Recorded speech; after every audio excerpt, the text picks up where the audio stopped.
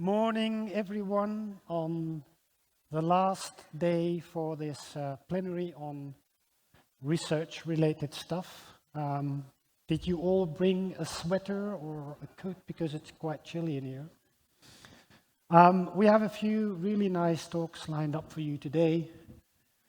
And the topic of today's plenary is looking at the importance of research in zoos and aquariums. And the prime reason for doing this is that we have recently published the new EAZA research standards. There was supposed to be a keynote speaker for this plenary, but due to illness, this person wasn't able to come, so we're going to do the program without the keynote speaker. And I'm going to do a brief introduction into what we're going to talk about today. Essentially what the idea was that we're going to have a few presentations that kind of show what the relevance is of research in zoos and aquariums, but not, let's say, the usual thing that is related to population management or animal welfare or health, etc., etc. But we're going to look into how research in zoos and aquariums can contribute to broader community-driven debate, policy making, but also public opinion. And like I said, the reason for that is that we published the research strategy quite a long time ago. It's still a relevant document, but we're in the process of updating that. But last April, the research standards were published. And this is just a very little quote out of the research standards. And I want you to be aware that the research standards, like any of the standards, are not there to kind of make your life difficult. What we're trying to do with the research standards is trying to make it more easy for you to actually implement what we ask of you as an EAZA member to become an active contributor to science. And that can have different forms. It doesn't have to be that you have, let's say, a full research department, but at least you have to have a person who thinks about contributing to science. So the important thing here is that there's lots of different ways that you as a zoo or an aquarium can contribute to sciences. And research can be particularly valuable in terms of prioritization and decision making, for example, for zoo management, animal husbandry, animal welfare and conservation. So these are the usual things. And just to get this, show some nice pictures. Usually when we're doing research in zoos, it's about evidence-based husbandry. Using science to inform evidence-based husbandry, using science to learn something about health and well-being, using behavior observations to learn something about the animal behavior and make decisions, management decisions of your population on it. Population management in itself, doing genetic analysis, using computer software to set up population management decisions. In situ conservation as well, using science to contribute to saving species. And then last but not least, social studies that can contribute, for example, to getting a better idea of how well your zoo is doing in terms of visitors, what the effect is of what you do, social studies, socioeconomic studies, etc., etc. So these are, let's say, the usual things that we use science in zoos and aquariums for. Now, today on the program, we have a slightly different approach. We wanted to kind of show some contributions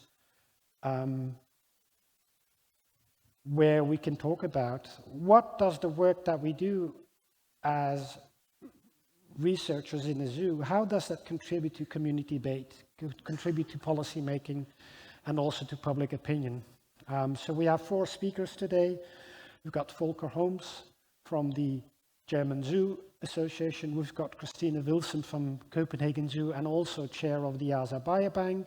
We've got Marcus Klaus from the University of Zurich, also a member of the European Zoo Nutrition Group, and then last but not least, Dalia Conde from Species 360. And just to give you a bit more background into what they are going to talk about, I'm going to just bring up some images again to talk you through what this will be about. Now, Volker will start off with a new tool that we have developed. Well, essentially, it's a tool. The development of the tool has been spearheaded by the German Zoo Association, but we're doing this in collaboration with EAZA. And this tool is essentially a repository, Volker will tell you more about that, of all science that has ever been published by zoos. But the interesting thing is that this tool will allow you to use it as a resource for reporting to, for example, national governments, or even reporting to your zoo director about what you've been doing in terms of science. And you can even use it on a larger scale for, let's say, EU reporting on, for example, how well you've been implementing a part of the EU Zoos Directive, to kind of show that as a zoo, you are actually doing science.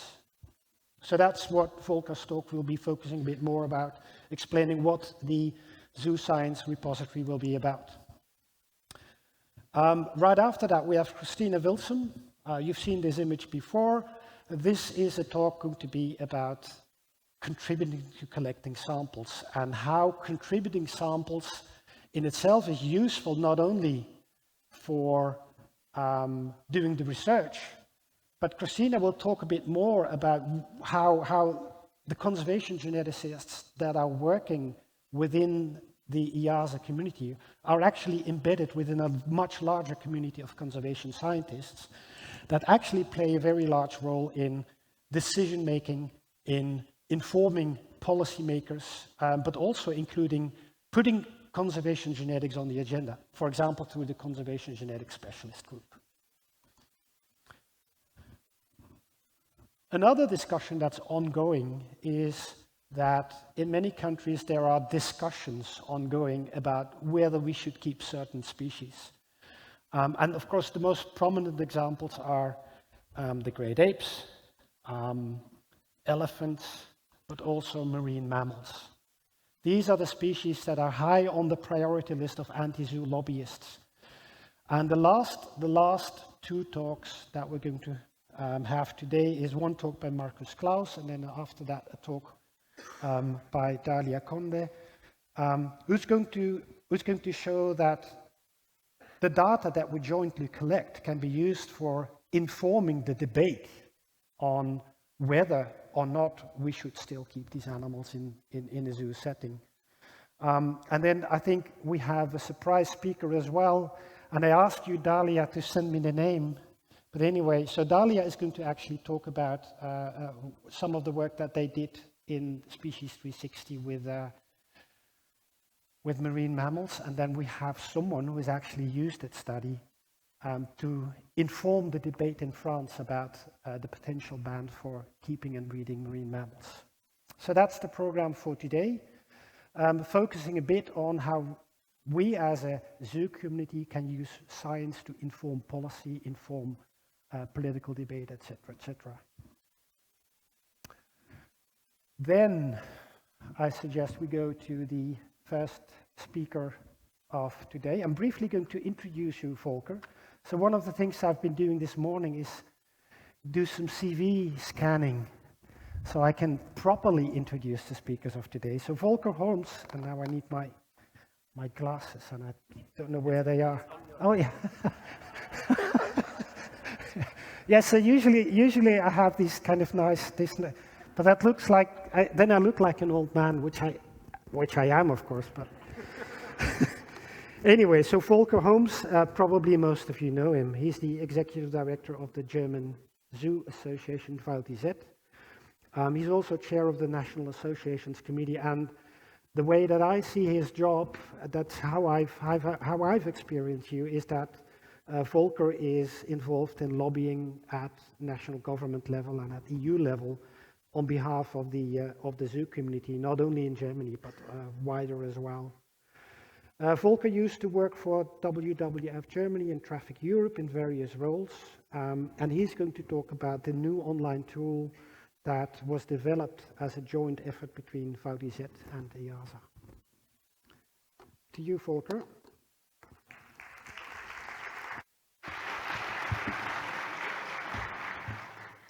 Thank you very much, Zjef. Well, it's an honor to stand here because most of the work that I'm talking about I did not have done myself, but it's more up to the group that is listed here. Julia Kögler, my colleague in VDZ, Markus Klaus, then Danny de Man, Raymond van der Meer, Zjef, Pereboom, and others. And it will depend, this is a plea to you, it will depend on you to make it happen, right? So I'm talking about the Zoo Science Library, showcasing the overall impact of zoos in science. As multidisciplinary scientific institution, modern zoos and aquaria are important partners of the global scientific network. I think that is something that people don't know so far. It's not in the brain and in the hearts of the people. They are requested to support and carry out scientific research. It's in the VASA conservation strategy, the EAZA research strategy, VDZ strategy, and others. Many national associations have it in their strategies. As well, it's in the requirement by the EU Zoos Directive, for example, that you can do science and that it's a request.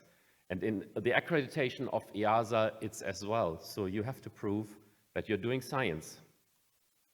However, so far only single populations on the overall impact of zoos and aquaria to research are available. And public awareness about their contribution to science remains low. So it's not known. It's not even known in science that zoos are science centers. We always say zoos are conservation centers or species conservation centers, but it's not so much known in people's minds, in the public, that they are science center as well. You see some of the references here. VDZ and EAZA are therefore setting up an online research database. That is what's happening right now. And I tell you more about this, including, and if I say Zoo Science Library, and it's just an acronym, it means aquarium science as well. So we are united. If I say zoo science, it's aquarium science as well. So I ask all the aquariums to submit their research as well, because it's so needed. What will it do? List links to publications of international peer-reviewed journals that modern zoological gardens and aquariums contribute to. So this is an important thing. Peer-reviewed papers. It's not about books or other publications. It's really about peer-reviewed, something that we frame, this is scientific. So other people looked at science and acknowledged it. Showcase the overall input to zoos and aquaria to peer-reviewed science. Promote the exchange and knowledge transfer amongst the scientific community of zoos and aquaria and further scientists. So it will initiate, it will trigger you to think about something. If you search for something, you find the publications, you can get in touch with people. This is about building networks, actually.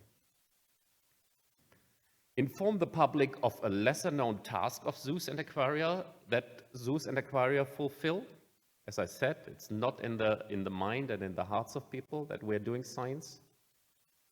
And provide facts and figures and guidance for political debate, national competent authorities or EU level. And this is an ask for the national associations as well as for individual zoos. All the members of EAZA, they can use it. It will be open, it will be public. And what you can do with it is convince your own staff, convince the visitors, but as well talk to your community, talk to higher level politicians, and talk to the EU Commission or members of parliament, and these are proof figures, what we offer. And oppose claims of animal rights activists and critiques. This is something that what we can prove, what it's written, many people believe in it then.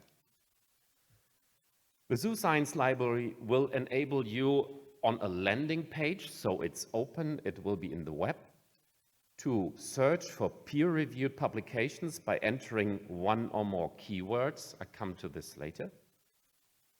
Choose between English and German as a language.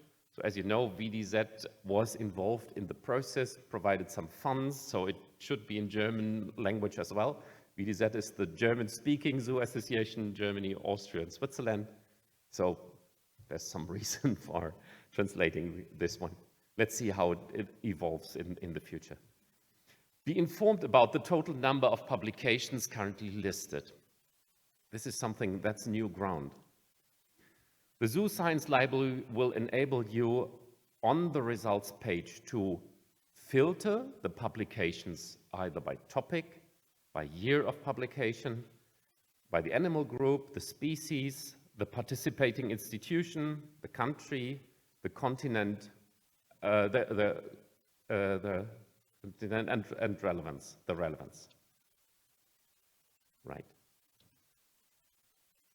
And the Zoo Science Library will enable you on the results page to view further details of the relevant publications lists. So this is how it looks like. You will have then the species, the topic, the institutions involved, so you can follow up with it further. And it will be updated once a year. Now this is the ask for you to help. So it will be updated once a year by a team of dedicated VDZ and EAZA staff. Markus Klaus is very much involved in that, I think. Following an annual survey amongst all institutions, all institutional EAZA members. So please enter your peer-reviewed publications in our questionnaires. It will not work when you don't report. It's something similar like the conservation database. So please provide your data. It will start off with articles published in 2020 to 2021. So it's a huge amount of scientific work that already happened in the zoos, and we are starting compiling with the recent ones, and then we will go further back. It will be filled successfully with further publications from previous years, as I said, and also includes publications from non-EAZA institutions. So EAZA is the basis, but we will include other scientific publications as well. And it will be launched by end of 2022, so watch out for news. This is the email address, www.zoosciencelibrary, somehow it's ZSL, but this is how it was chosen, .org. So please watch out. It will be in the e-news. It will be on different, it will be announced via different channels. Thank you very much. So what you will see is the scientific publication, but likely not all of them are public access. So you know the title then, you know the author and the year, but as many of the articles will be only available if you pay for it, that is something that we cannot make available at this point in time, that's for sure. But you have something to track with, and this will help you tremendously in doing the things that I just noted. Thank you very much. These are the contacts. So Julia is ready to receive your request, and I'm now in this point and right now. Thank you very much.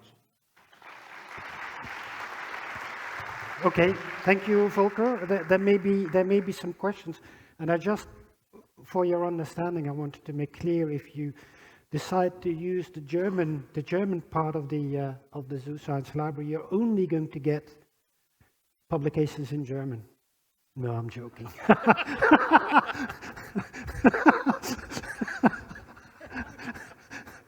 Okay, any questions? No questions?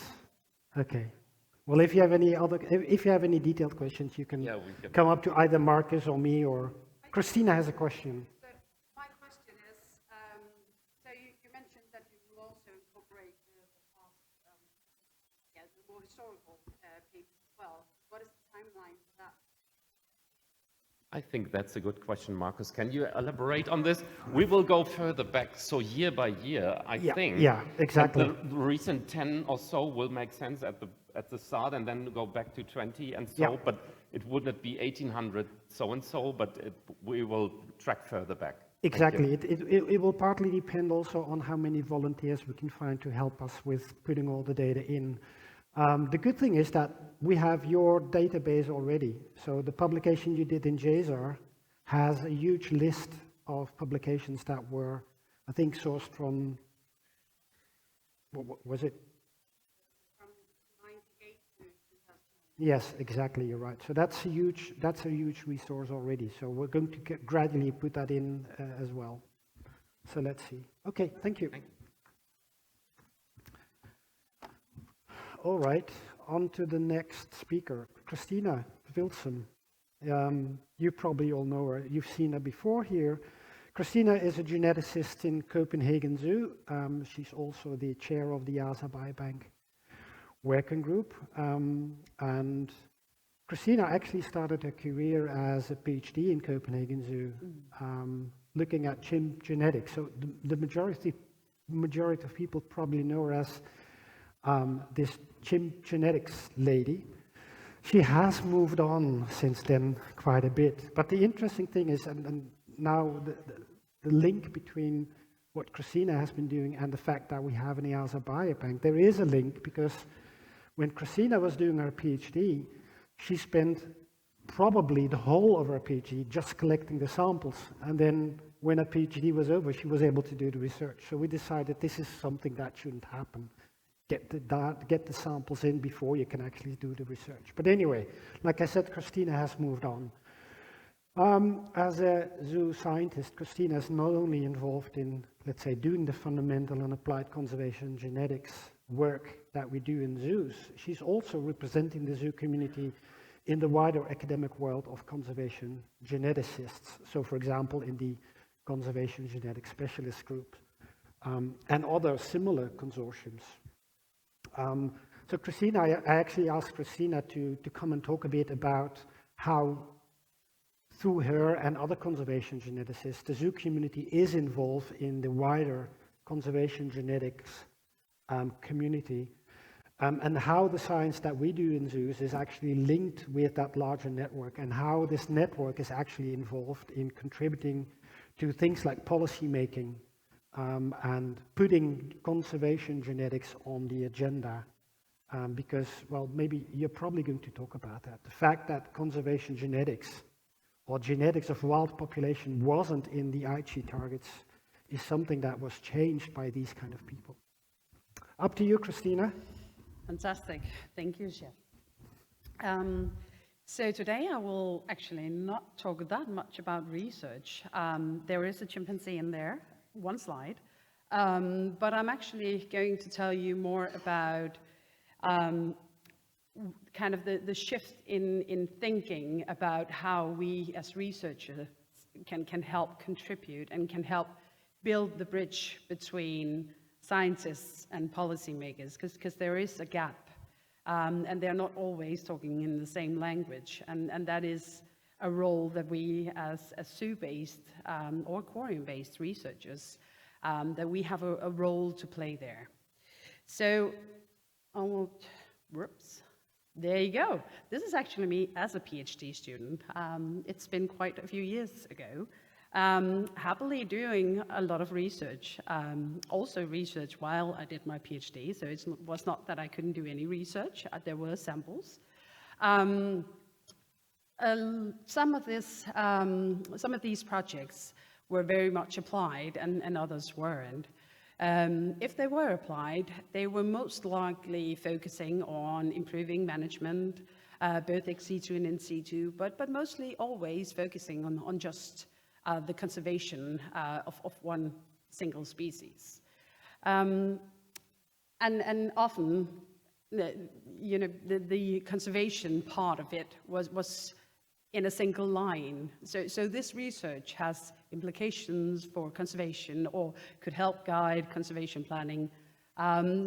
Phrases that some of you might have seen in papers as well and going, yes, and then what?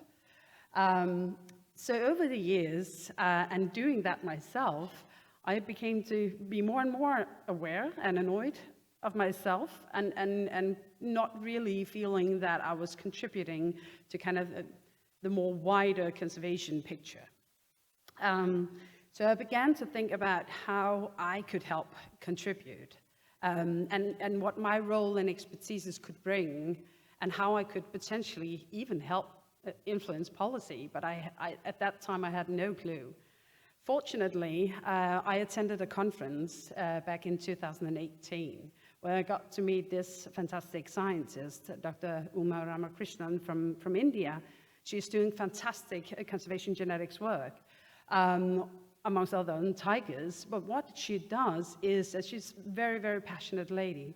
She goes and takes her results from her studies, which are brilliant, but she goes to the agencies, the policy agencies, the ministries, etc., knock on their doors and help kind of translate all the research into kind of policy language, and help make sure that what is coming out of these research studies will actually go into biodiversity strategies, etc., for the country.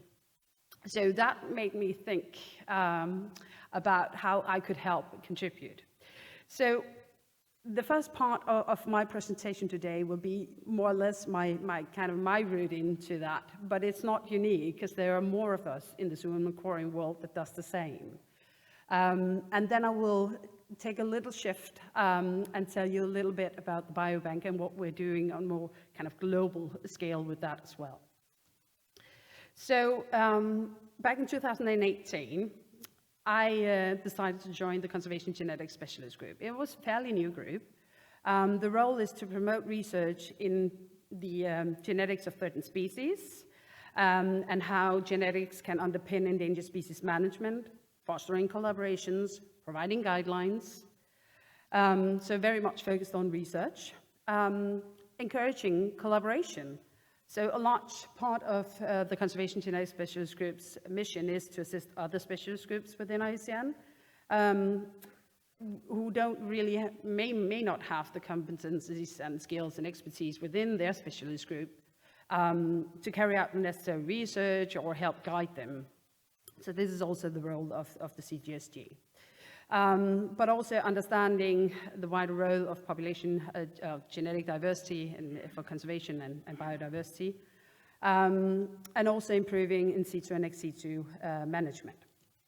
And lastly, disseminating, so promoting, publicizing important initiatives, reporting on latest research, disseminate relevant information to conservation managers and policymakers.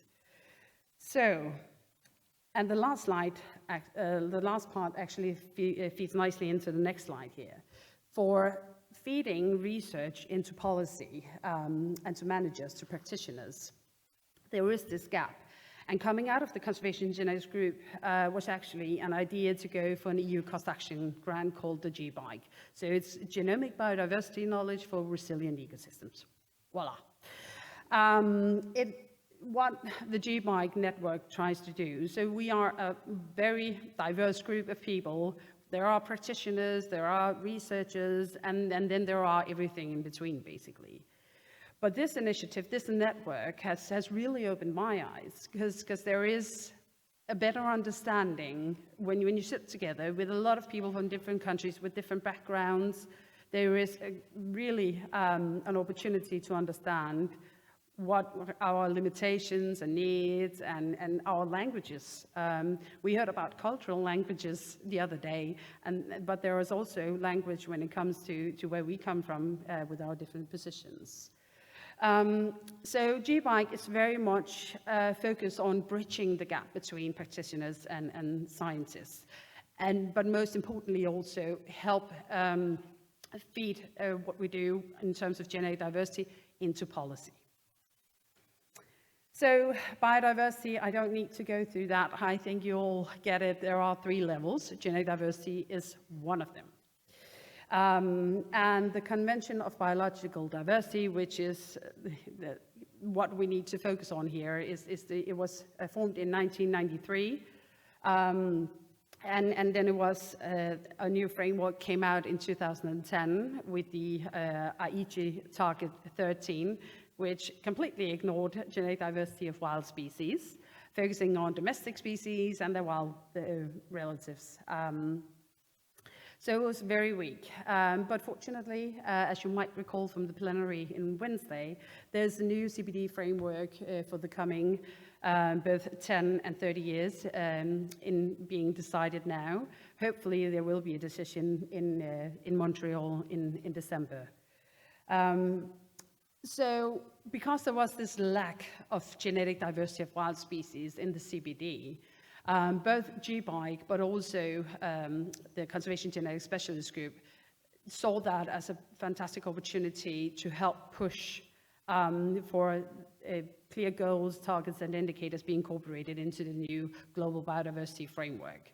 So there were several scientific papers coming out pointing towards the fact that there were a clear lack of attention and appreciation of genetic diversity of wild species, and that we need to focus on protecting it. What GBIKE did, because I don't know that many practitioners and policymakers that read scientific journals. So what GBIKE did was to say, okay, if we are to feed all this information about the lack of genetic diversity of wild species being in the GBF framework, then we need to translate that somehow and make use of channels to feed that into policymakers and practitioners as well. So what we have done quite a few of is to make policy briefs and making use of our global network and that network's contacts with local CBD focal points, etc., to kind of deliver these policy briefs that are kind of translated from the scientific language and deliver that to the practitioners and policymakers. And they are available in multiple different languages as well. So the first one that came out were kind of highlighting genetic variation and why we need to take care of genetic diversity of wild species, and also what the recommendations were for policy and management.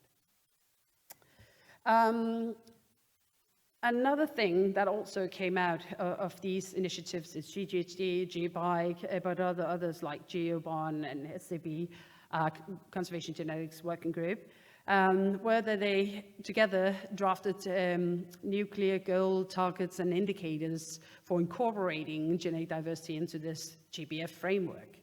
And again, there were several papers that we wrote, and again, together with colleagues from the zoo and aquarium community as well, where the goals, the indicators for genetic diversity were in. But again, these are not read by practitioners and policymakers.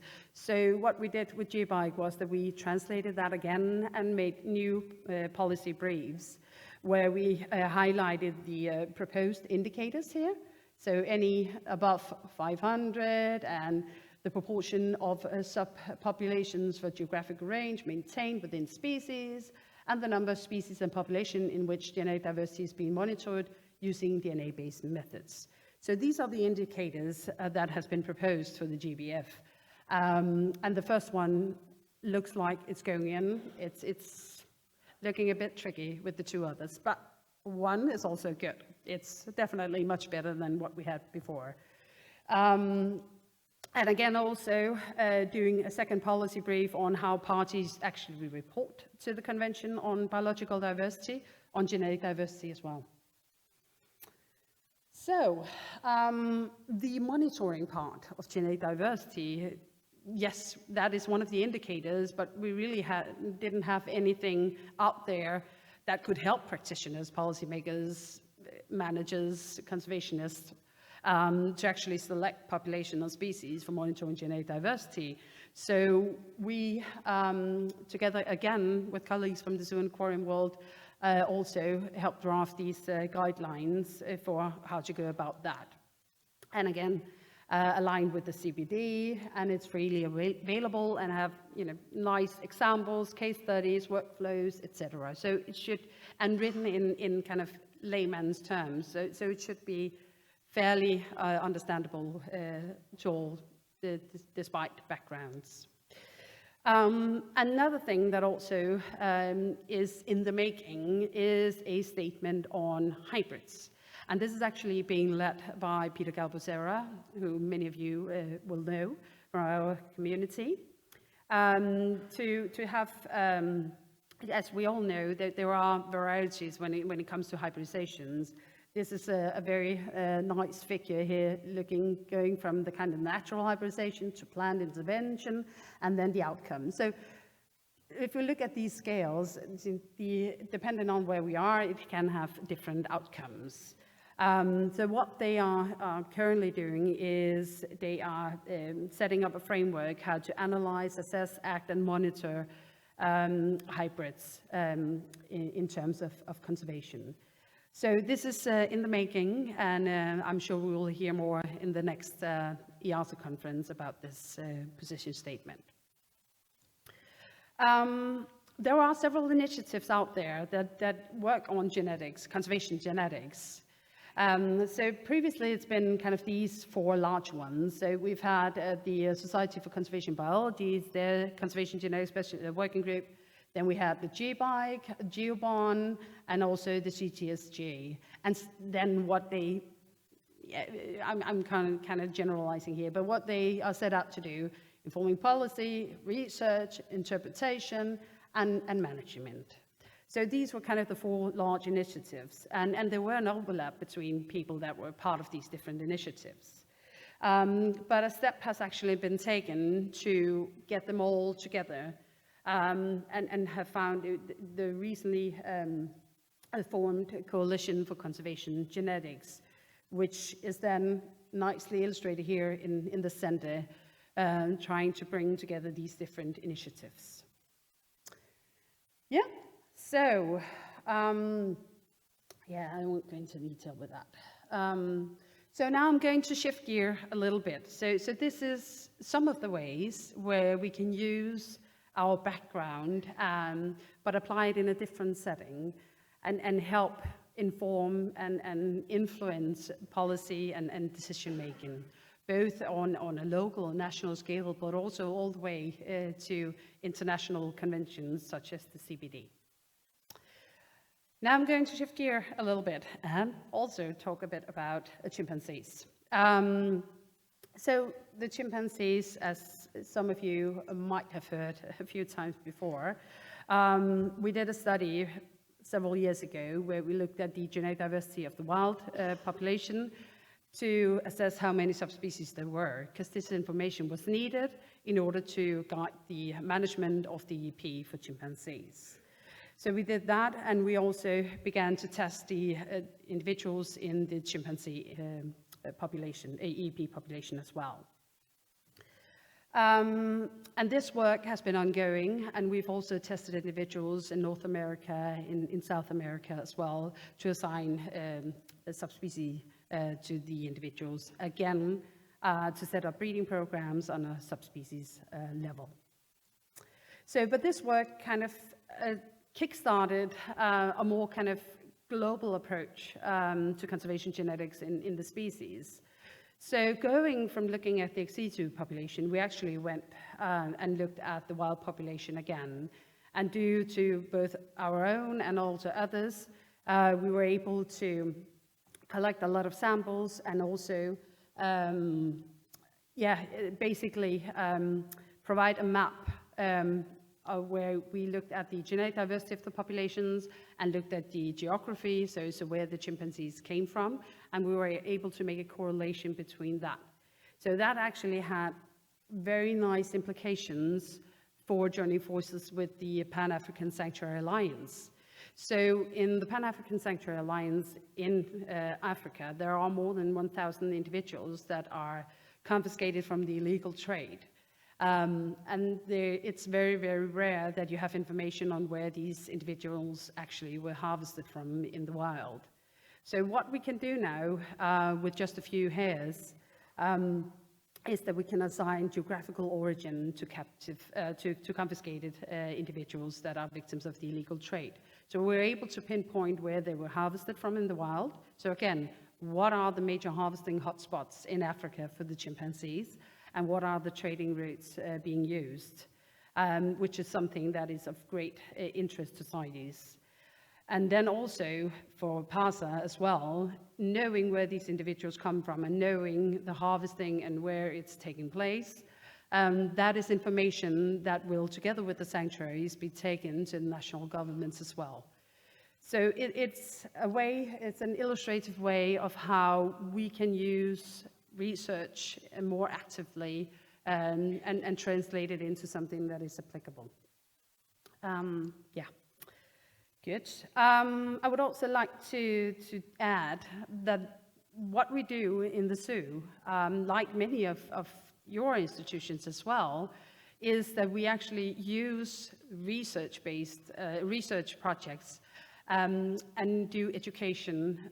This is an example of primary school education, where we've used the case with the illegally traded chimpanzees, and where the kids, they need to actively go through the same. So they need to go out and find samples, they need to put together the DNA, and then we have a kind of finish up with, in terms of biodiversity, how can we help protect species as well.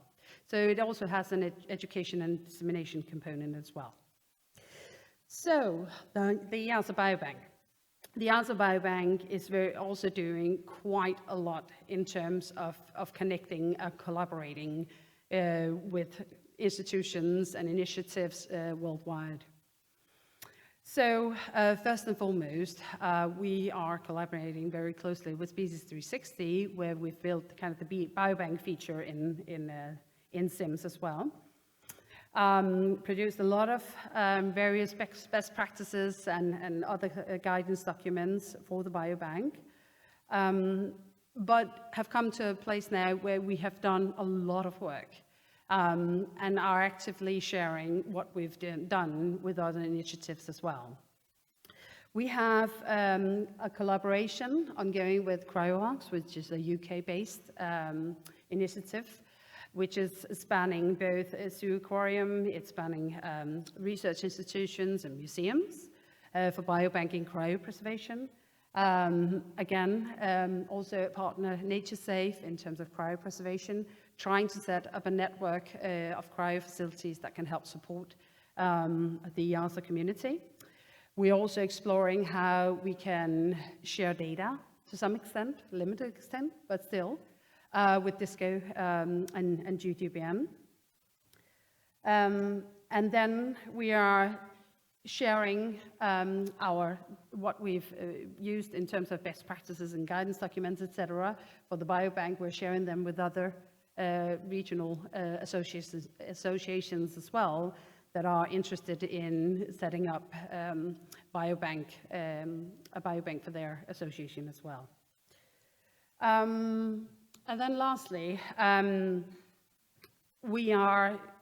are more initiatives out there that we're trying to connect with, collaborate with, because we believe that it is so important that we do share. We share knowledge, we share data, so we know what samples are out there globally, and also to help kind of advance other initiatives, learn from each other, and yeah, help develop. So IUCN is the last one I would like to mention, because in the making is, yes, yet another guidance document.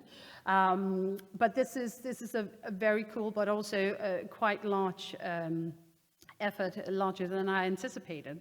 But it is IUCN biobanking guidelines that will span both flora, fauna, and fungi. So new areas to many of us. But it is basically the first thing this guidance document will focus on is, or has focused on, is doing a gap analysis. So what samples are out there, and from which geographical regions, and how well from the populations are the samples actually representing. But it's also about pointing the reader to available resources. So we don't need to reinvent the wheel. So there are fantastic resources out there, and also all the aspects one should consider, either if you want to start a biobank, if you're interested in biobanking, if you're already doing biobanking, because there's a lot of improvement to be made in several of these initiatives that are already ongoing. And lastly, there will also be a whole chapter on how to kind of build a global network of bio and cryobankers as well.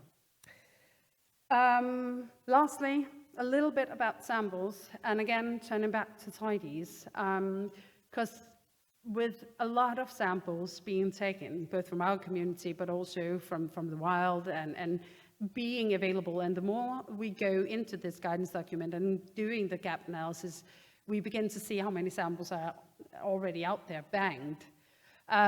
So this holds great implications for combating the illegal trade and also help inform. There are samples from wild species, and then there are samples from zoo species. So one could, for instance, look at how can we use the samples, use genetics to do fingerprinting of animals if there is a suspicion in terms of illegal trade. We can do relatedness analysis. For some species, a limited amount, we can do assignment of geographical origin. But as we kind of progress, as time goes, there will be more and more opportunities to do so because the sampling from the wild populations will be better. So we have a better kind of reference map from the wild populations. Yeah, so thank you to all the major collaborators and all the smaller ones, and there should be many more on this slide as well. So thank you for listening.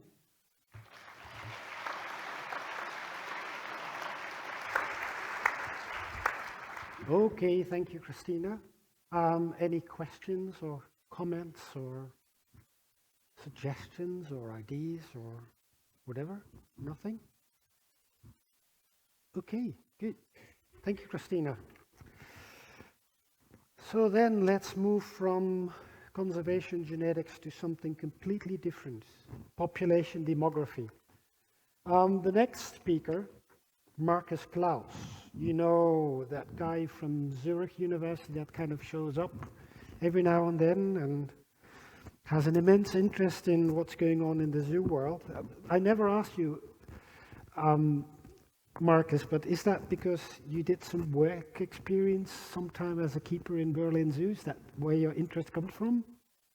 Yeah, before that, but that was the first zoo where I did an externship in, yeah.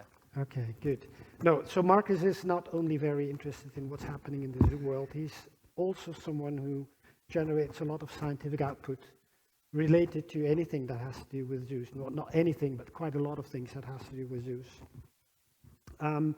Marcus studied veterinary medicine in Munich University, and he traveled all over the world to build his expertise and an impressive CV. He's now affiliated to the Clinic for Zoo Animals, Exotic Pets and Wildlife at Zurich University as a senior research associate. And he's also the vice chair of the EAZA Research Committee.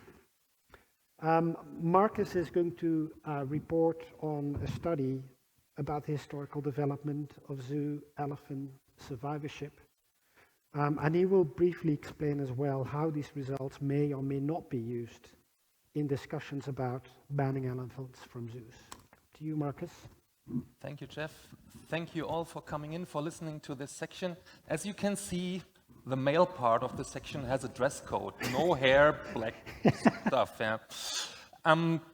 I'm presented this already in the elephant tag meeting, so some of you might hear this for the second or even the third time now. If maybe you remember the talk I gave at the digital EAZA conference that was about how neonate mortality had decreased and how life expectancy had increased in all the different carnivore groups kept in zoos over time. So felids, carnids, pinnipeds, ursids, muscelids, in all these families you had seen an increase in life expectancy over the decades, which translates in simple terms in zoos become better, which is a nice message. And so sometime early this year, Arne Lavrens, where is he now? He's there, who is an African elephant tech chair here in Europe. He asked us whether we could do something similar for the elephants because of the elephant discussion. So using people that are familiar, well, using the Species 360 data and then people who are actually working on the stud books like Katrin Gries, the elephant people of you know Ann-Kathrin Oerke, Arne himself, Laurie Bingaman. I just learned recently that at least the older ones of you should know her very well because she received an EAZA Lifetime Achievement Award several years ago, but it doesn't mean she's resting, she's still doing work. Our resident, Lara, who did a lot of the footwork for this, David from the US, and then my friends Christian Schiffman, Marco Roller, and Dennis Müller, with whom I've been developing concepts like that for quite a while. So you are aware that in the UK, people are thinking of banning elephant husbandry, and you might also be aware that in Canada, it hasn't happened yet to the extent that it has been a written law, but everybody knows it's coming. The Canadian zoos that keep elephants already have their plans to move them to the US because elephant husbandry is going to be banned in Canada. And that might mean that we have a situation where in Switzerland, some animal rights people come and say, 2 Western civilized countries, Canada and the UK, have banned elephant keeping. When are we going to follow suit? And so you would think that we should put something against that narrative. And this is one contribution to that attempt to put something against the narrative, so to speak. So all this started, or a lot of this started in 2002, when in the UK there was this report on how elephant welfare is in Europe, 2002. And then in 2008, the summary, so to speak, of that report came out in Science. And I like to say that I guess this is one of the best hated publications in the zoo community, because as you can see, the title is that if you're an elephant, you live in zoos, your survivorship is compromised compared to natural habitats, which is evidently not so good news for zoos. Personally, I think this report and this paper did a tremendous job in the zoo community because of what they triggered. They triggered a lot of publications, a lot of intensified research into the elephant thing. Maybe one of the examples is that after this was published, there was this elephant welfare project, which led to this +1 special issue dedicated on all different aspects of elephant husbandry. And I'm not completely sure whether the zoo community would have done all these studies if they hadn't been challenged like that. So I think there's also good things about criticism if it's not directed at closing you down, of course. And in the time since, a lot of facilities have made new elephant exhibits, and a lot of the biological insights have been included. Like nowadays, it's basically a standard to have hilly, sandy ground so that the animals can lie down for sleeping. You have the larger enclosures, etc. So what we're going to do here is a little bit like a journal club. We talk about this paper. What does that paper say? And how does the current data compare to that?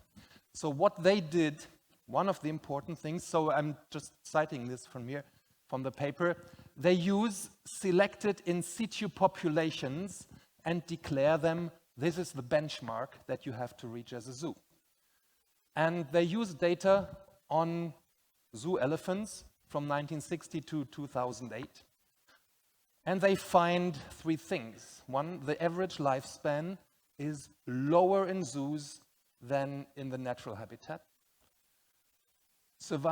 Survivorship is also lower, and these are 2 different things, average lifespan and survivorship. I'm going to explain that in the next slides. And they found, this is something that nobody remembers about this paper, they found that survivorship had increased over time in the African elephant population, but not in the Asian. And that sounds like a bit like, in the Africans, there was some improvement, Asians not. How can that be? What's the difference there? So we want to talk about all these 3 different aspects. And the first is this statement, and that is actually the one that catches the most. It goes something like, this is taken from somewhere here in the text, for African elephants, medium lifespans were 17 years in zoological gardens and 56 years for females from a natural habitat. And these are the same numbers that I have seen cited in the UK discussion this year. How do we get to data like that? And this is a little bit what the data would look like if you take it from Sims, for example. You have a lot of different animals that have a birth date, and then they die, so you can calculate how long they lived. And the population, you can sort it so that you have the youngest on top and the oldest down there. And then you have all these different ages. And then you do something like an average or a median, whatever, and then you can say, this is my average lifespan for that population. So it would be that, the average longevity, for example. Then you have another population, and you can see that I've made it so that they lived a little bit longer. So if you do the average life expectancy there, it would be something like this, and you have a different one, and there's the gap, and then you can start discussing what's different about the orange population compared to the black population. But there's one characteristic of this data that one must not forget. This data is complete cohorts. Everything included here has died. So for every individual, you have an age for how long it lived. Now in demographics, very often you're using data where this is not the case, like everyone in this audience. You haven't died yet, so we don't know your age yet. So in this kind of calculations, you would not go in there. If you want to use that kind of data, you have modern methods in demography where you do extrapolations from life history, life table models. Now, if we say this is a population of animals, this is today, so we actually don't know how old these animals will be, they're still alive. If I now do the average calculation of the orange population, it will be somewhere here. Now I shifted this, so it starts. So if we shift this backwards now, you would see if I'm doing this, it means my average longevity of the orange population gives me a lower number, but I didn't consider all the things that are still alive. And this is basically what was done in that report. It was very quickly afterwards, 2004 in Zoology, it was criticized that this was not the right way to calculate life expectancy or lifespan. Actually, the authors of the report said themselves later that the calculations were correctly criticized in this paper, but somehow, nevertheless, they acknowledged this in 2010. It still in the 2008 science paper, these, I would say, wrong method numbers made it in there. So the first thing is average lifespan. This is a method problem. This is a mistake in using the data. Doesn't mean the data is wrong, it's just the way it was calculated. So let's have a look at the other things, and they were talking about something that's called survivorship. So if we're thinking about this as the ages of the animals that you have, you can plot them into a survivorship graph, which basically means something like at the age of 0, 100% is alive, and then at a later age, I don't know, in the middle of the lifespan, you have 50% is still alive, and at the end, the last animal, the maximum lifespan, that's when everything is dead, now 0% alive. And now if you have another population where you don't have a closed cohort, but animals are still alive, you can just plot that against that. The curve doesn't go all the way, but nevertheless, you can compare these two curves. For example, a typical way would be the Cox proportional hazard statistics. What you're asking is, and basically this is what they did for juveniles and for adult elephants. These are the same kind of graphs that they used in that paper.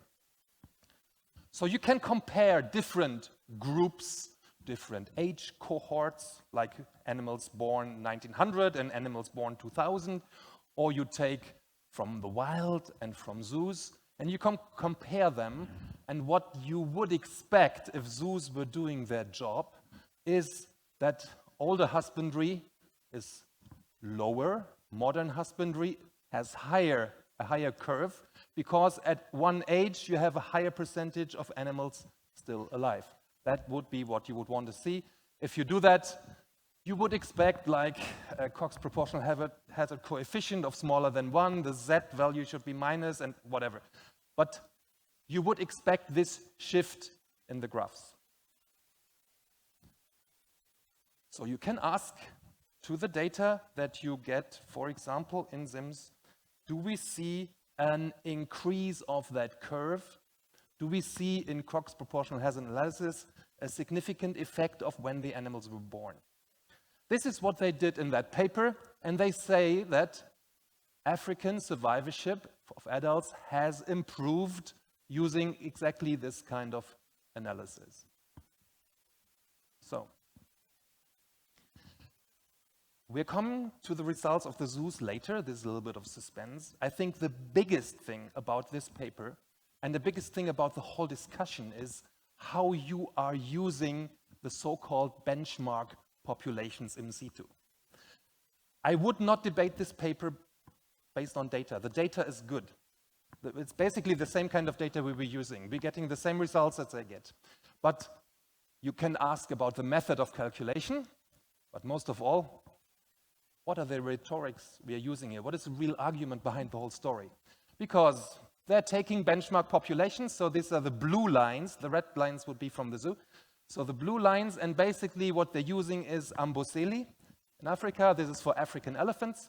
So where they have this survivor curve, and they use two different ones because this is all deaths of elephants at Amboseli, and they factor out the man-caused, human-caused death, because they want to say this would be like an ideal elephant world where there's no humans out there poaching or whatever. You can already ask whether this is a real benchmark or some fantasy benchmark. Now, they didn't use data for this population at the elephant park, which would have been available at the time. It was an even better survival in that reserve. And there's more recent data on another population in Samburu, which came out later, which they're actually doing much worse. So this tells me, first, survivorship in nature is very variable depending on the conditions you have. And what are the conclusions now? Are your conclusions, we should shut down Samburu because they're doing not as good as they can? Let's close that reserve, I don't know, plant maize or whatever? Of course you're not going to do that. What you might want to do is ask, how is Samburu doing now, like 10 years later? Can we do something to improve survivorship there? Those are the questions you might have. So using a specific benchmark, in my view, is not correct. And if you start making political decisions based on such a benchmark, you have to have a concept for that. And if you're saying, okay, the bad ones, we're going to help them, we're going to try and brief, or are you going to say, we're closing down? So you would have to have the rules in advance of that interpretation. You can do the same for the Asian population. Again, this is from their paper. So what they're actually using is data from the Myanmar timber elephants that are the females that were taken from the wild and the females that were born there. There is only, to my knowledge, one other free-ranging population for which there's some survivorship data. You can see they do much, much worse. That's from a quite old publication. Again, what is the conclusion? Does it mean elephants should be chained overnight and kept in systems with human dominance, and let's shut down the free-ranging populations? Of course not. This is not what you would conclude from that. So let's see how the graphs look like for zoo elephant data. And we're going to do the same split as they did. So we have first the juvenile mortality, only of the zoo-born animals in the first 10 years, and afterwards the adult mortality. And the graphs would look something like this. There were not really enough zoo-born African elephants before the 1960s. And you can see that in that time, there was no real development. That was like a stable juvenile survivorship. You do this for the Asian ones, where you do have longer historical data. And you can see that, okay, if you start very early, there was an increase. This is most likely an increase in husbandry practices, but since then there has been no improvement. And we're not going to compare ourselves against the 1910, of course, because that was a really long time ago. What you see here is that there's no significant change over time in how the different birth cohorts are doing.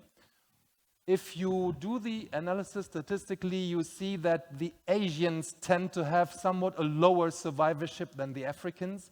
And one of the very evident things to relate that to is the herpes virus. But the really interesting thing is, how are the adults doing? And this is starting at an age of 10 years. And if you plot historical zoo data put into these birth cohorts against that, you can see a nice trend. Evidently, the most recent birth cohort, we're talking about animals that reach 10 years, and I mean, it's not so many that were born in this time that have reached 10 years. But you can see that there's a nice trend. It started really shitty, but it has improved since. So there is development there. Actually, if you do the statistics, you get a significant effect of birth year for the African elephants. So regardless of if we include the really bad times or only in the 1960s, basically we confirm what they say in that paper. Yes, there's improvement in husbandry for African elephants. This is good. We shouldn't be too proud of it and celebrate it too much. I mean, it's a little bit like our son making it from 3rd grade to 4th grade. If you start celebrating too much, everybody's asking, did you have doubts he's going to make it? Yeah. Same for the Asian group. So we can plot the data there, and even in the very, say, historical bad zoo times, the survivorship graph was better than the natural free-ranging population in southern India. And again, you can visually think that there is an improvement over time. This survivorship curve is shifted towards the right upper corner. If you do the statistics for that, we're taking all animals since 1910, there's a significant improvement. If you only take the animals that they had in the science paper of 2008, so it's the animals that are born in this period, because you have to have 10 years, animals 10 years and older, we also do not see any significant improvement. So basically, this means we get the same result as they do. This is why I think they didn't use wrong data. But if we include everything that has been born since 1910, so more recent data, we are getting to something that you would call a trend for statistical significance. So we're not only confirming what they find, but we say, since then, things have become better. Some people say that God also loves 0.07. You know, we want 0.05, but I mean, with the number of data you have, this is already quite a nice trend. So again, we're not celebrating that too much, but we can say that since that criticism was done, things have improved. Zoos are moving in the direction you want them to move. One easy thing about when you're making comparisons like that, we feel that you cannot use absolute ages when you're comparing species. When you're comparing within a species over time, you just use normal age. But looking at a graph like that, it would look like, ooh, the African elephants, they're doing generally much worse than the Asian ones, but these species have different longevities. If you express the age in % of the maximum longevity, they are looking much more similar. The Asians are still, once they have reached 10 years of age, are doing a little bit better, but they're quite similar. So there's a significant difference between Asians and the Africans, but it's not that great. So to sum up what I would say in terms of argumentation about this whole thing, don't question the data that they're using. Don't say this paper is wrong because they used the wrong data. You can say they used the wrong method to calculate life expectancy because they didn't account for the animals that were still alive at the time, which is really stupid. You can say that what kind of comparisons, what kind of conclusions will you make from having spot samples from nature reserves? I mean, the first thing is you want to know that these nature reserves still exist. And the second question you might ask, how is survivorship there now compared to the last publication? At least for zoos, you can test again and again and again how the survivorship is. It is moving in the right direction as you would want it. In the Asians, even though they didn't find it at the time.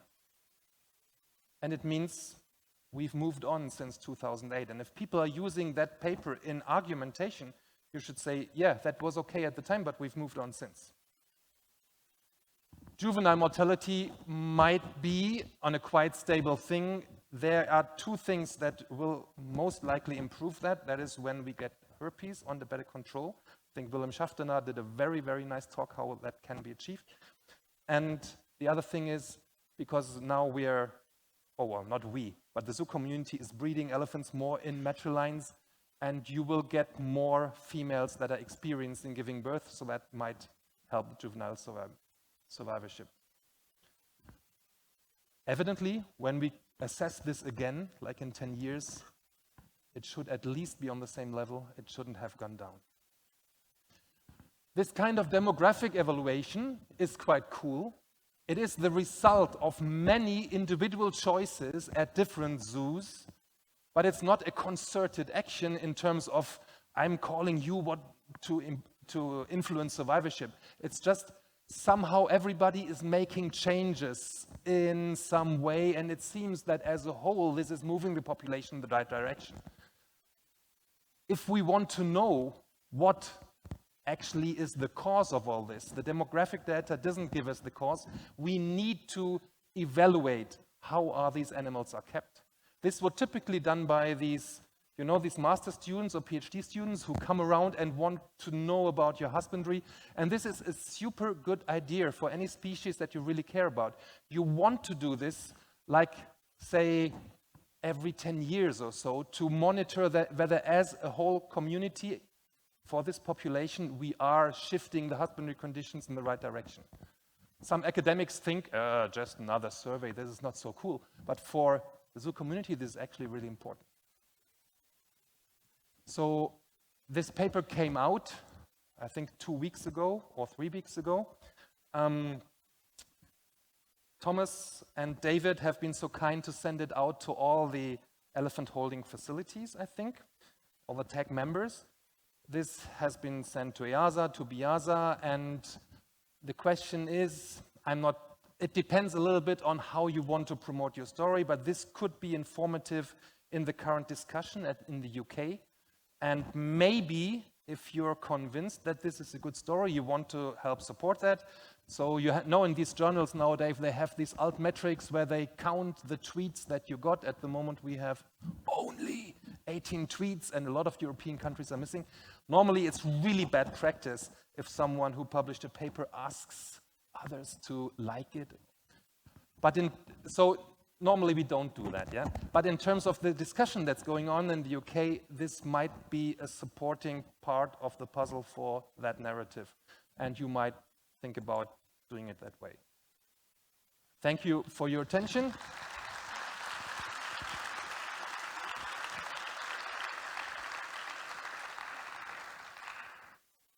Thank you. Thank you, Marcus, and co-authors. Are there any questions in the audience?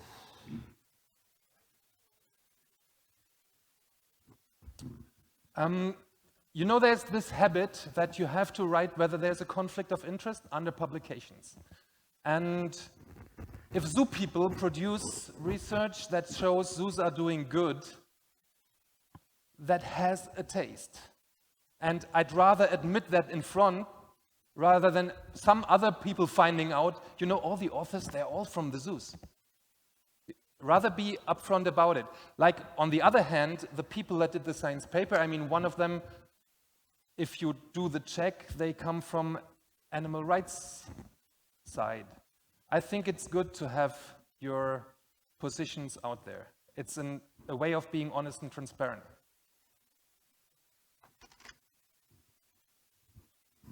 Anyone else? Yeah. And this makes it even cooler that we find the same results if we limit our data to the same time span, you know, because we're not fiddling with the data. It's the same result. Elmar?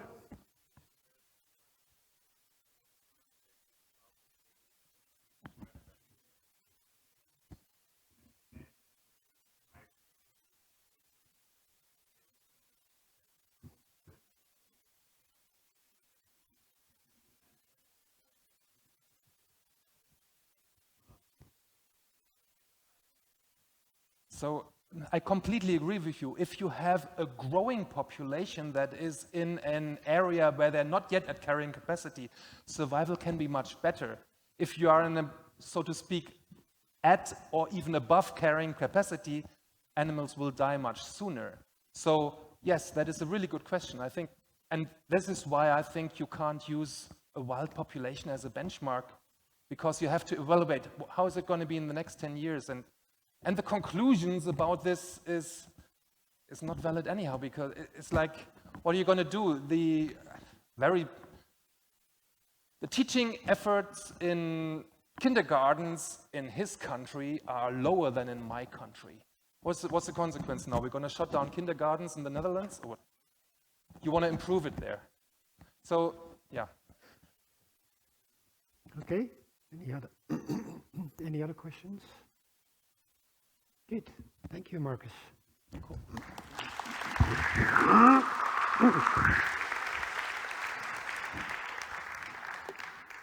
All right, then let's move on to the last speaker of today's plenary.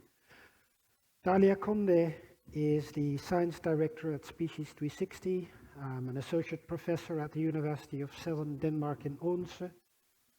Dalia obtained her PhD in ecology at Duke University. She studied jaguars in Mexico and then moved on to become an expert in conservation, demography, and evolutionary biodemography. Meanwhile, she is now at Species 360, leading the Conservation Science Alliance at Species 360. And Dalia will talk about a study that was led by one of the team in Odense, Morgan Tillier. It's a study on survivorship in marine mammals. Dalia also invited an additional speaker who I'm briefly going to introduce, but maybe Dalia can tell a bit more about that. So Martin Boy, he's the Director of Research at Planète Sauvage.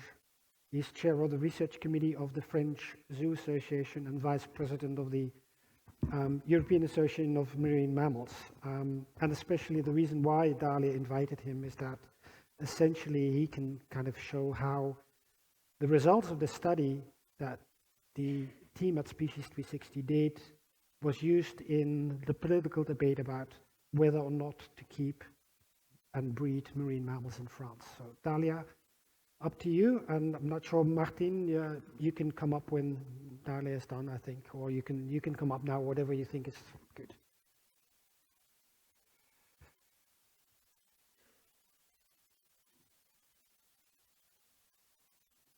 Thank you for, hello, can everybody hear me? Is this working? Hi, yes.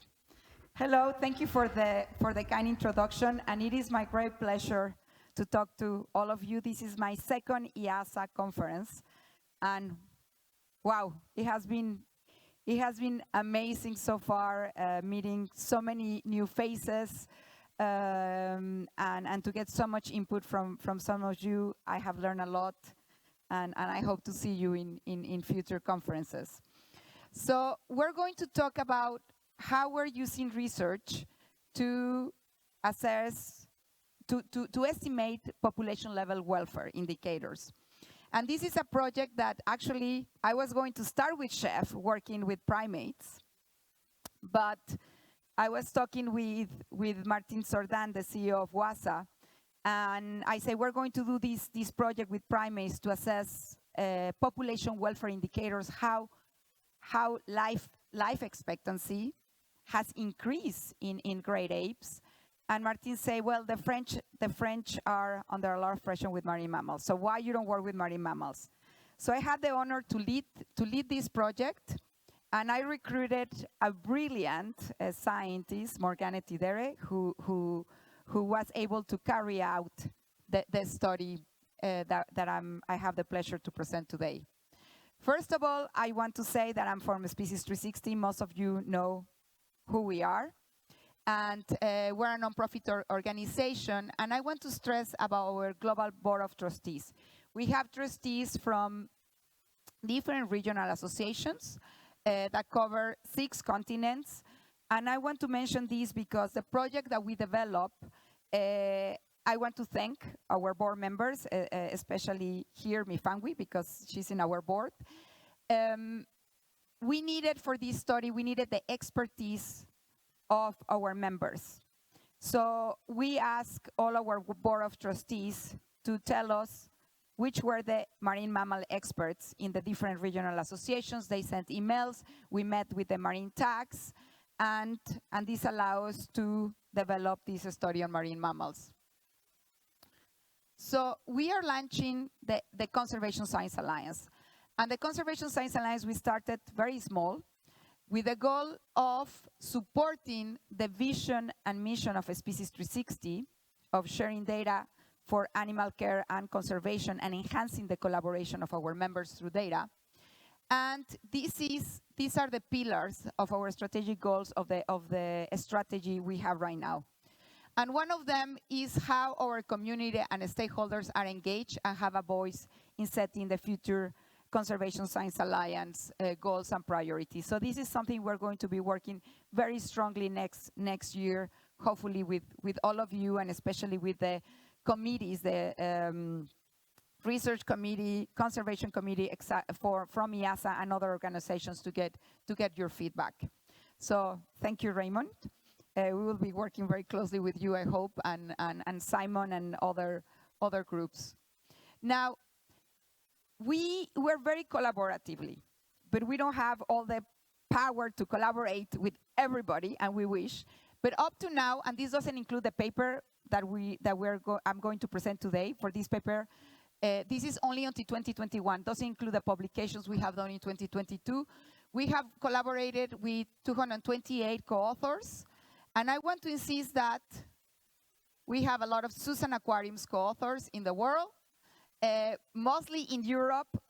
So we want to expand as well our collaboration with all as many members that we can, and we believe that working with our board of directors, we will be able to reach the different associations, research committees, and conservation committees, and so on.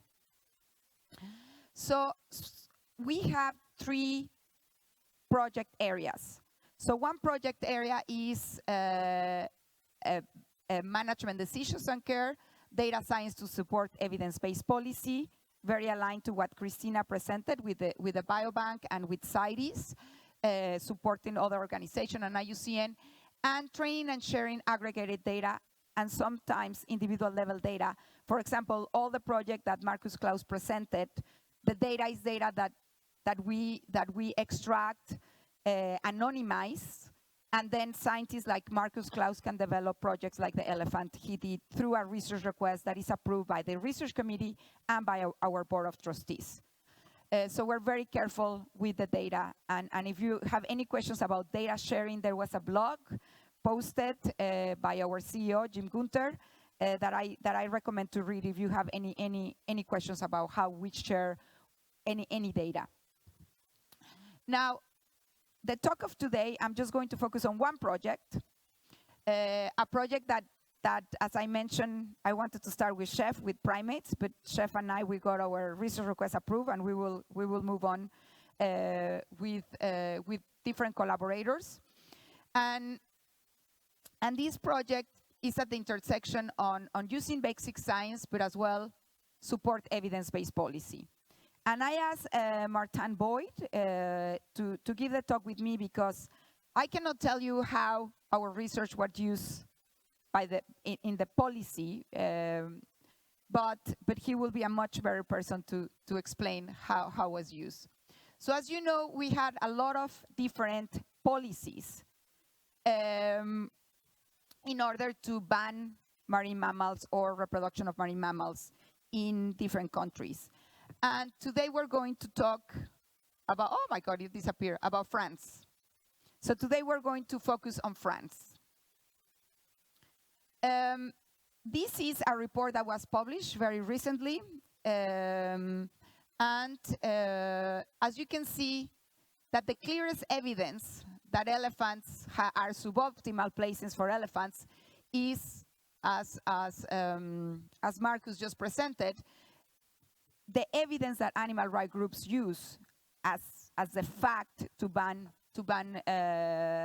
elephants from zoos is that they have shortened lifespan compared to the wild.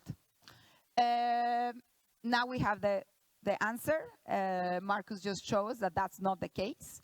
But as well, they talk about the early years of life that born elephants live in zoos is unnaturally high, the mortality.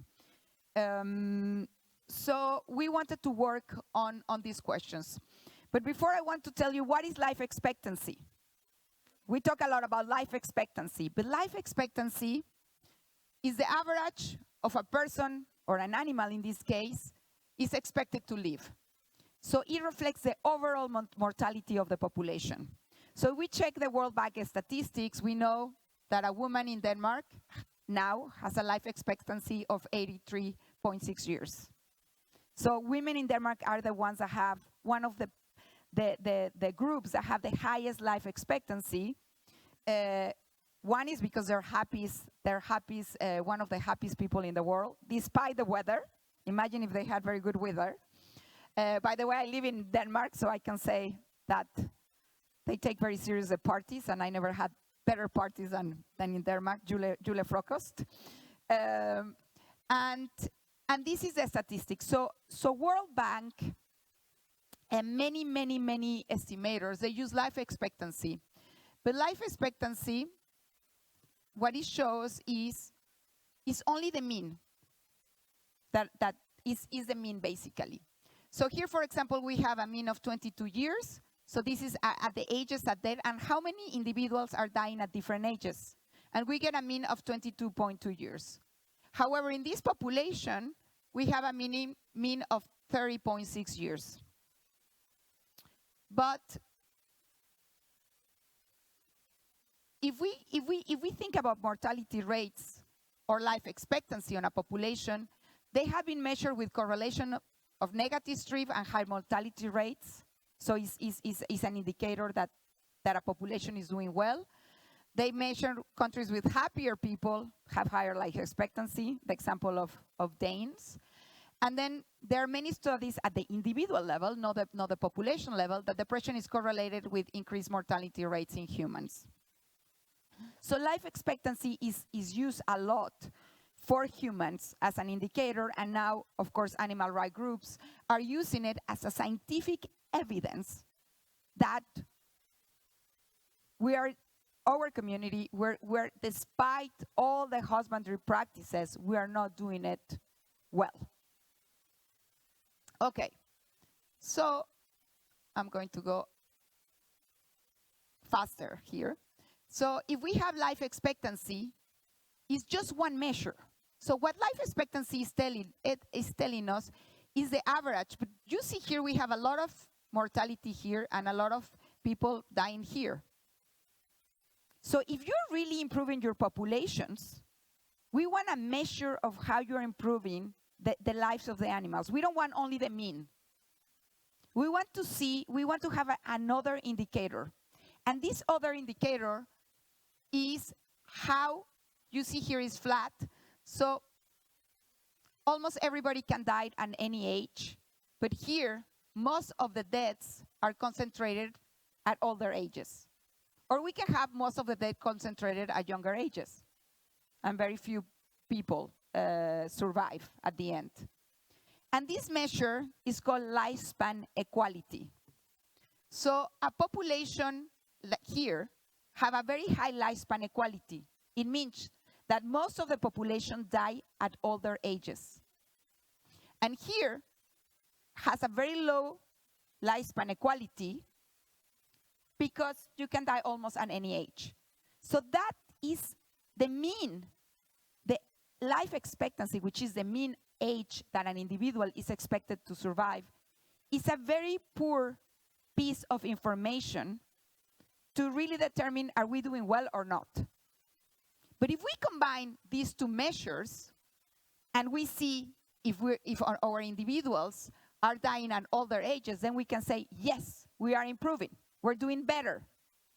So what we did is we combined these two measures. Sorry, I'm going to skip this one.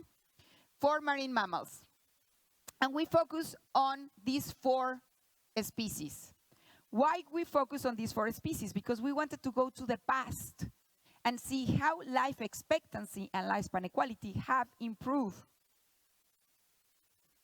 So here we have the California sea lion. We can see when it started, populations. We have polar bear, we have harbor seal, and common bottlenose dolphin. These are the number of individuals we have in our study. Unfortunately, the sample size for the harbor seal and common and the bottlenose dolphin is not as high. Well, especially the bottlenose dolphin, sorry for my English, I will say just the dolphin. We had a very low sample size, but still we were able to develop the analytics. Now, we divided our analytics in different periods. So we say, okay, since the 1800s, can you believe that you have data since the 1800s? This is amazing. And then we divided 1970 to 1990, 1990 to 2000, 2000 to 2020. We divided this in these different periods to see how we have improved it through time. So for each sex, period, and species, we estimated, as I say, life expectancy, lifespan equality, and as well juvenile survival. I want to mention that we had several expert workshops on Zoom. I want to thank again our board of directors and Danny the man here, and my family, because they help us to get with the tax and with the different marine mammal experts. We invited 48 experts to our workshop. We got 39 from Susan Aquariums. We got 6 people working with wild populations that they were happy to join, and we were really excited. And we have 3 representatives of regional zoo associations. We presented very preliminary results to these groups, very preliminary. And then based on all their feedback, we change analytics. For example, one of the things is, if we're going to compare zoo and wild populations, we need to estimate mortality after 1 year of age. Because the first year in the wild, you cannot detect if an individual has died. So we changed estimations. So all the analytics were discussed with our experts from the community. So I'm going to show an example of what we did with one species. So this is remaining life expectancy from 0 age. And we say remaining because usually they call life expectancy from age 0. This we can say life expectancy from year 1, but demographer, they call it remaining life. So let's just keep the vocabulary.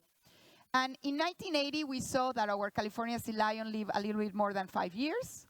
Then it improved to 1975. And then 1990, we see an improvement. Wow.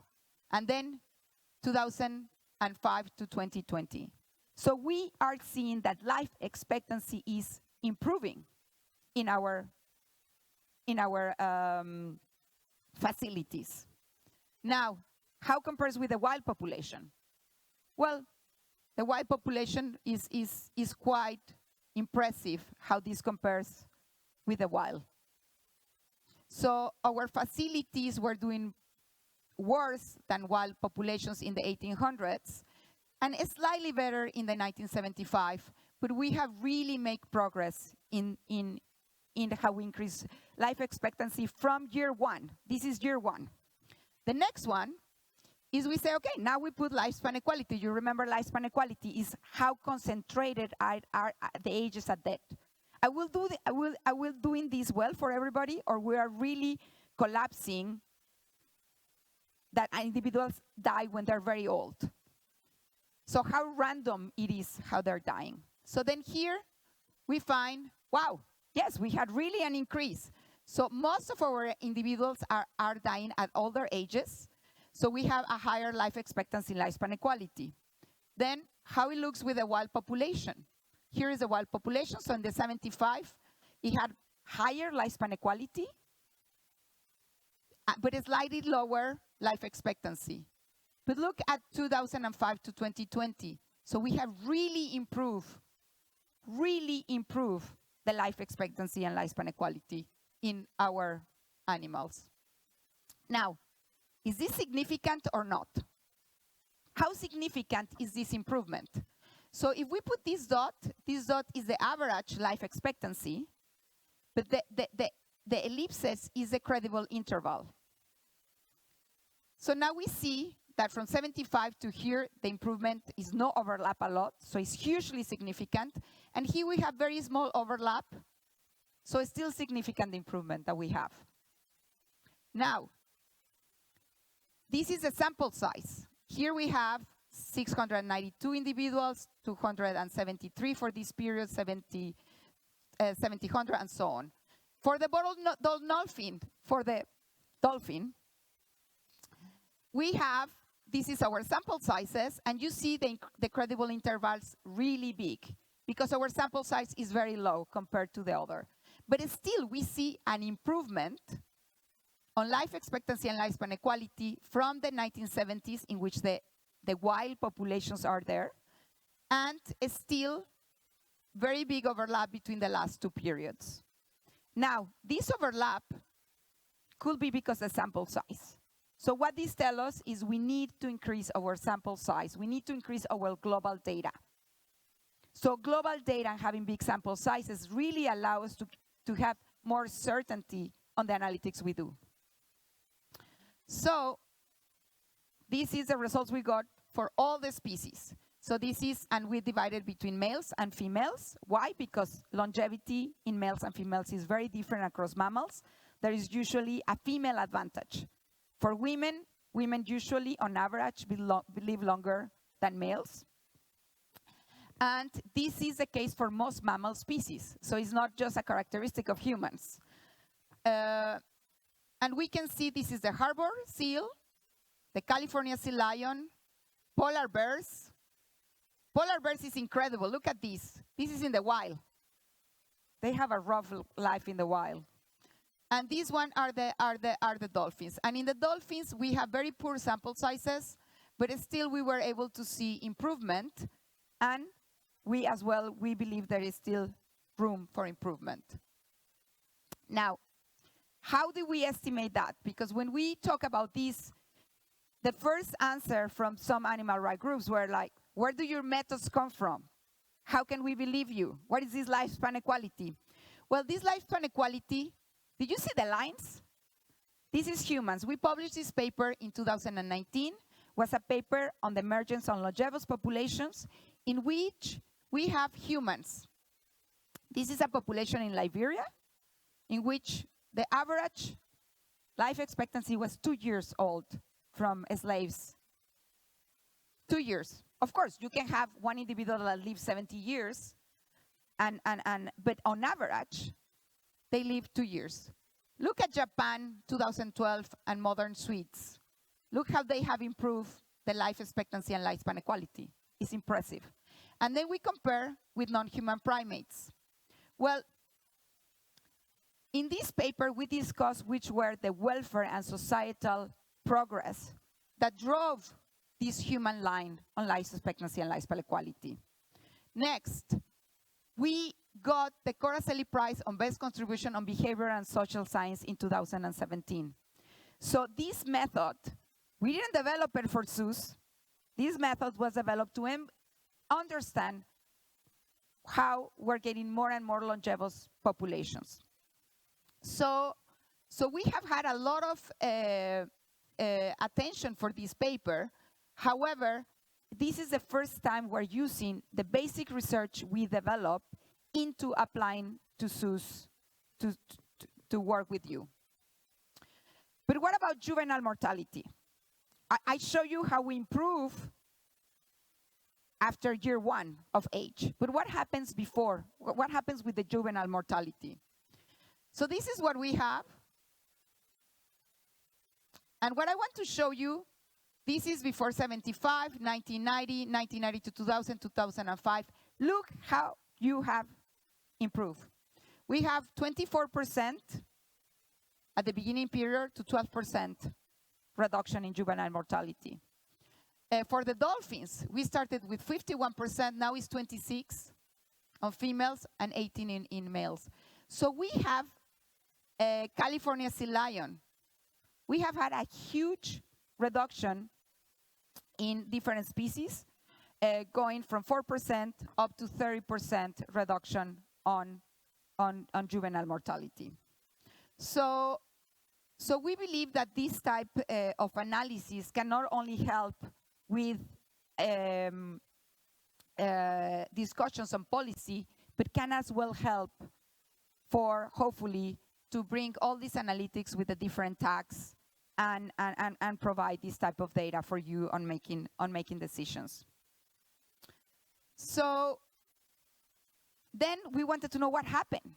What happened, these are only females, that we went from 11.6 years to 20.9 years for the Harbor sea lion, the California sea lions for 6.1 years to 18.2, etc.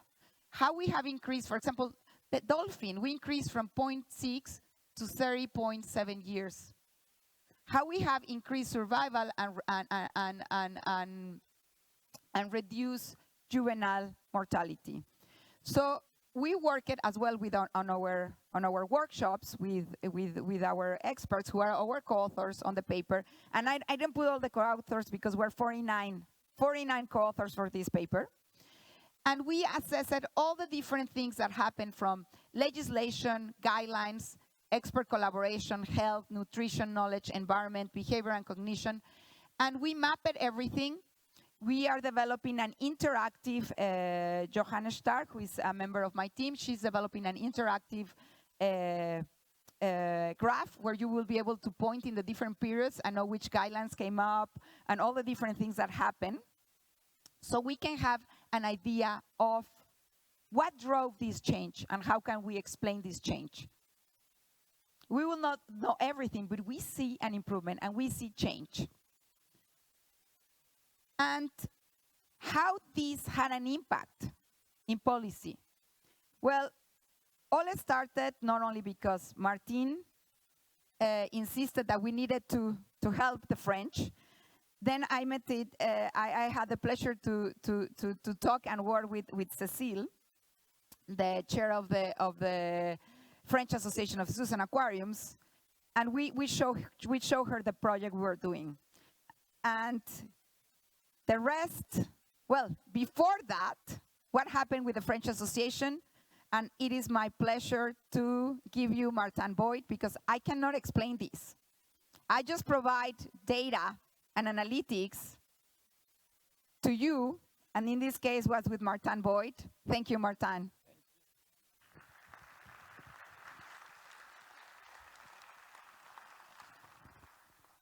Hello, hello, hello, hello. You can hear me?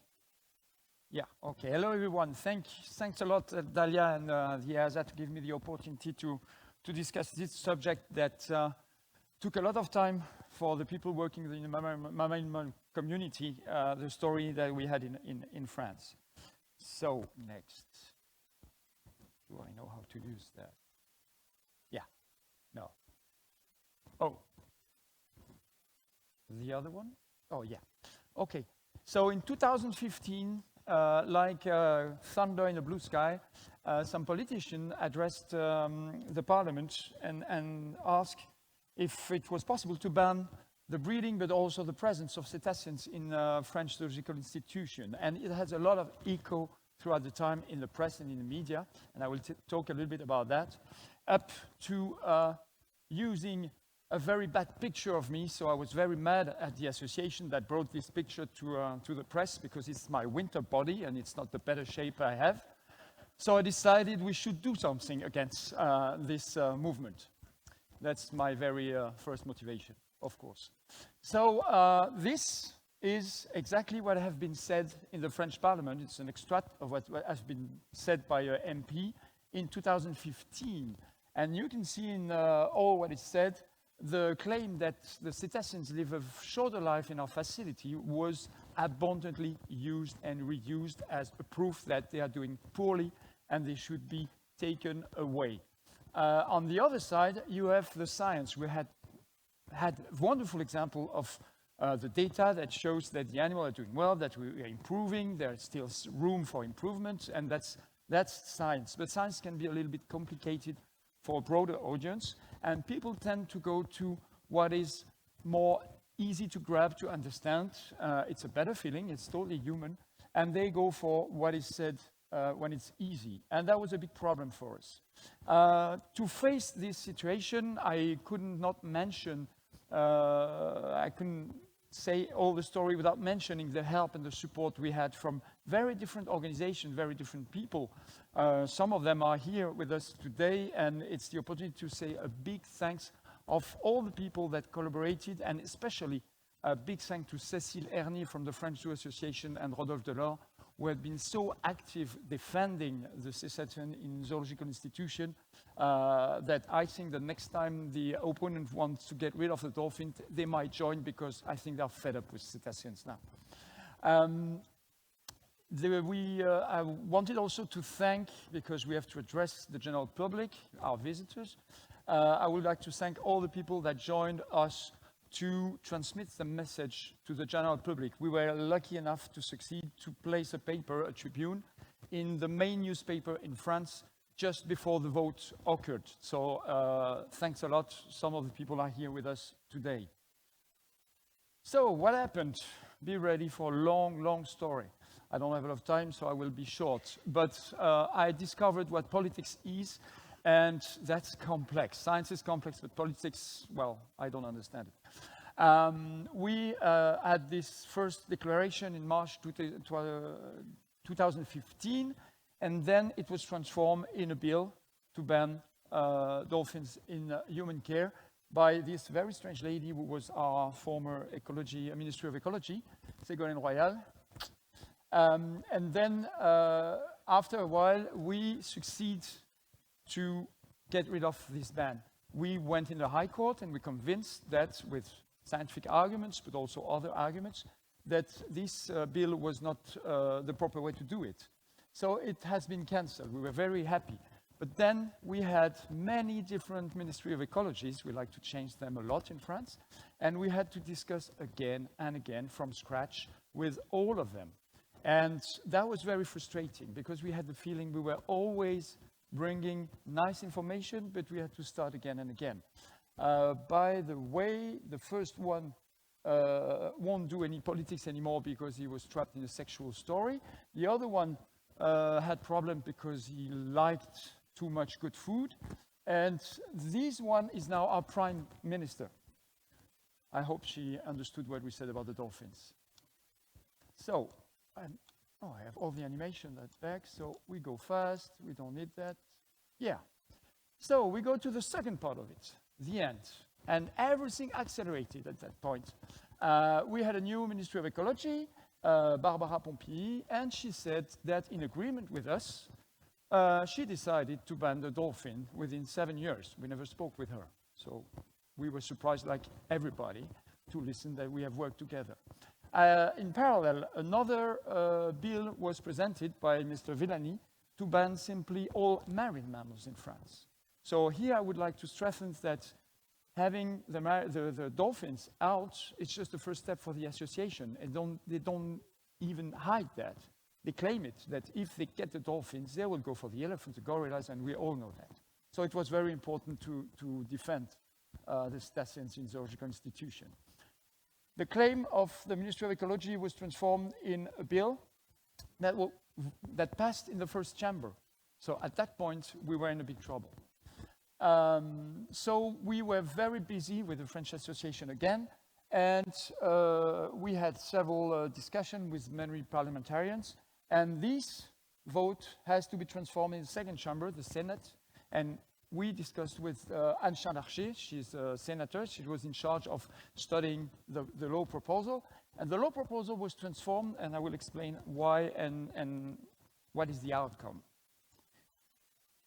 So, for the general public, if you go on internet and you want to know something about life expectancy, you just do how long dolphins live in the wild or how long dolphins live in captivity. And what you come for the 10 first pages is that kind of claim.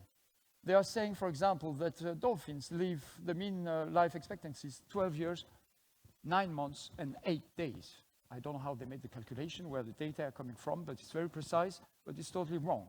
So that's kind of information you can find. The only data we had were coming from the States.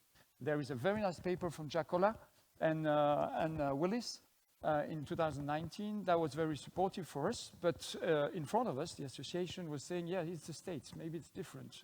You don't have any data, and we know that the animals are doing poorly in Europe. So we were in a big need of data. So that's where more or less we met. Thanks again to Cécile, you explained it very well. You had a meeting, and Cécile called me and said, you have to meet Dalia, you have to meet Dalia. She has incredible data, and that could be useful.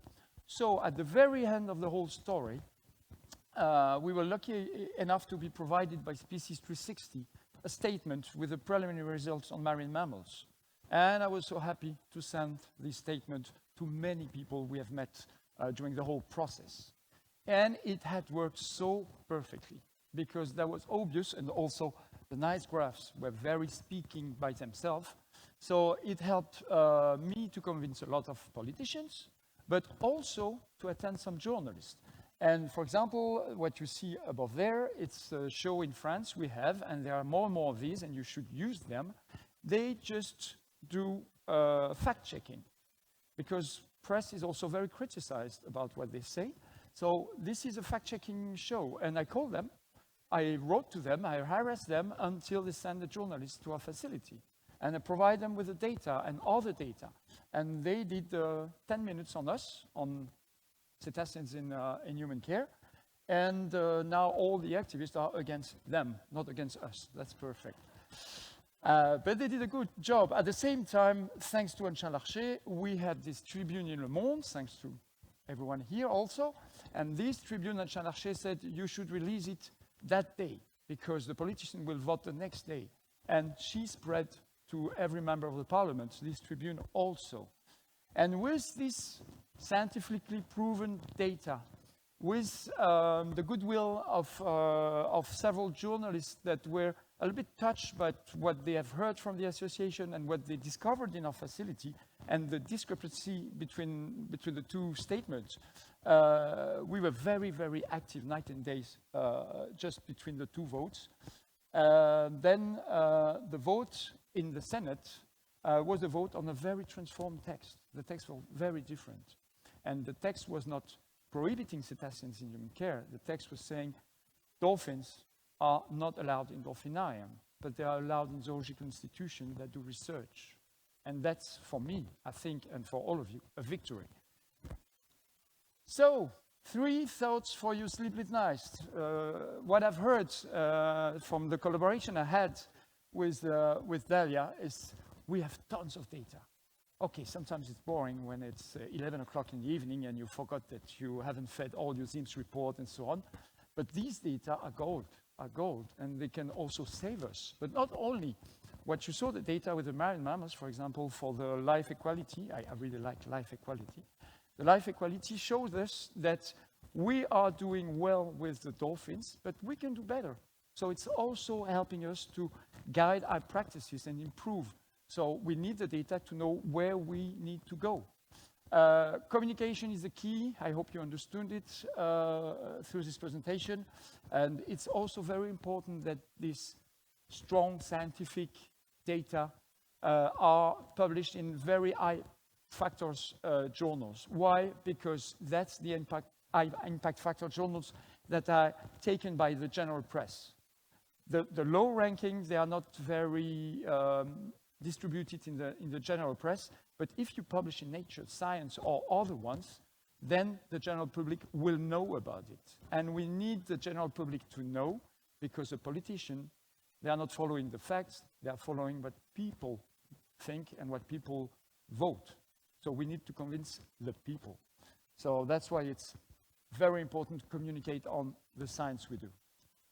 And the last thought I have is something that is discussed at the moment. If you want to have more information about it, you should reach Lorenzo van Versen.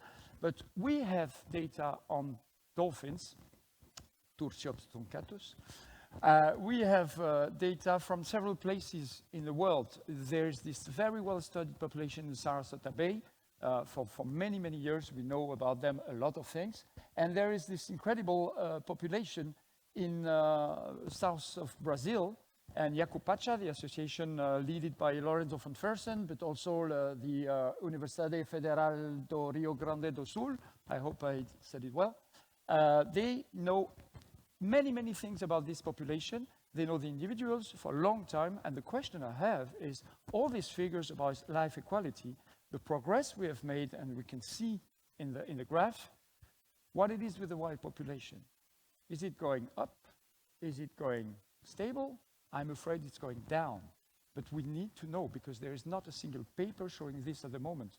So why not use all the data we have from the wild, put them in ZIMS, and then use the wonderful analytics provided by Species 360 to know a little bit more and take wise decisions for the future of this population. Thank you, and I give you the mic. And I just want to close by saying that we are, based on this statement, we're working now with ZSL, EAZA, and BIAZA on elephants. We have preliminary results, Dalia. and I was going to show them today on the elephants. They're very exciting, the life expectancy, lifespan equality. But I said, no, I cannot show these results if I cannot explain it, and if I cannot have Fiona Sachs from ZSL with me presenting the results. We have been working with very intensively under the leadership of Fiona, and so I hope that we'll be able in a next conference to present our results. We're finishing the manuscript, and we have exciting results of life expectancy and lifespan equality on elephants. What is next? We will love to talk with the tags. We already approached the big cat tags and the chair of the great apes, because we are doing these analytics for great apes and big cats, and it's really a pleasure to continue doing this type of analytics. Our hope is to build in these analytics in SIMS in the future, and we will need to talk about the governance, who has access to these analytics, etc. That's for you to decide. So in the future, you don't need us to do this type of analytics or organize the workshops. You will be able to have these and do it on your own for all the species that we have enough sample size. And last but not least, every data point and all the data and analytics we're doing is thanks to the record keepers that are putting all this data in SIMS. So if you're a zoo director, I want to go and say thank you to your record keepers. I want to say thank you to the record keepers, because they're our superheroes. Thanks to all their work, and thanks to all their guidance on all the errors and problems of SIMS that we can have in data, etc., we have been able to do the work we're doing. So I want to finish thanking them, but as one, I want to thank our sponsors, record keepers, and we have a core team. We have our partner team, and we hope that our partner team will really, really expand with the help of all of you to really make the Conservation Science Alliance a big alliance and be able to transform the data that our record keepers very dedicatedly collect into tools that you can use to advance. So thank you so much, and I want to thank as well our sponsor partners that have made this work possible. Thank you.